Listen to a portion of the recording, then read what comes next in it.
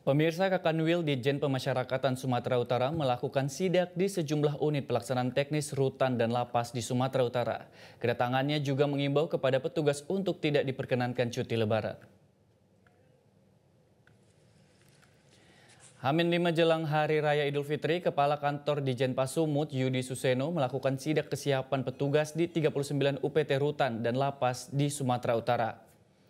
Selain melakukan penebalan penjagaan dengan menggandeng TNI dan Polri, petugas yang berada di rutan dan lapas tidak diperkenankan cuti lebaran. Kakanwil Ditjenpas Sumatera Utara juga turut meminta kepada keluarga warga binaan untuk berkontribusi menjaga kondisivitas. Bagi kami petugas lapas itu tugas rutan memang selama H-7 Ramadan sampai H+7 Idul Fitri memang tidak diperkenankan